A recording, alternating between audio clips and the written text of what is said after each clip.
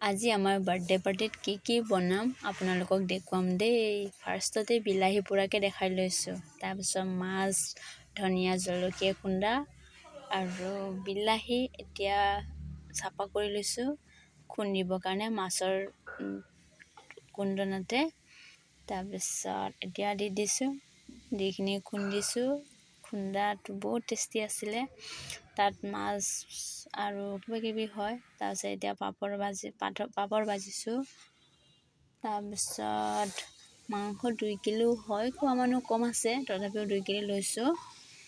এতিয়া ফ্ৰাই আছে, অলপ ফ্ৰাই কৰি কিনে ওলাই কিনে তাৰপিছত তেলত পিঁয়াজ দি দিছে আৰু গ্ৰাইণ্ড কৰা মছলাকেইটা চব এতিয়া একেলগে গ্ৰাইণ্ড কৰি থৈছে আৰু এতিয়া দি দিছোঁ।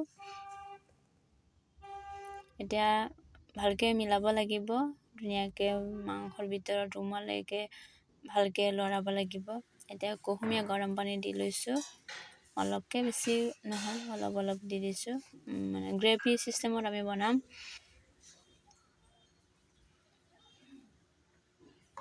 কেৰাহীটো ডাঙৰ হৈছে, জুইটো কম জ্বলি আছে, সেইটো কাৰণে অলপ টাইম লাগে উতলিবৰ কাৰণে। এতিয়া উতলি আছে। মাংসটো কেনেকুৱা লাগিছে দেখাত জনাব দেই। খাইটো বহুত টেষ্টি আছিলে, ভাল লাগিছিলে। নিমখ কম আছে ক'লোঁ, সেইটো কাৰণে নিমখ অকণমানো দি দিছে। এতিয়া ভালকৈ মিলাই লৈছে।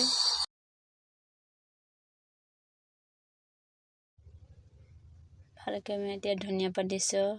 দেখাত কেনেকুৱা লাগিছে, বহুত ধুনীয়া লাগিছে আৰু খায়ো বহুত টেষ্টি লাগিছিলে। এতিয়া মোৰ ফ্ৰেণ্ডকেইটা খাই আছে আৰু কথা পাতি খাইছে সিহঁতে। আমি আগত খালোঁ। আমাৰ ভাত খোৱাটো ভিডিঅ' নকৰিলেও আমাৰ ফ্ৰেণ্ডকেইটা খোৱাটোৱে ভিডিঅ' কৰি ৰাখিলোঁ আৰু চিনি চাব।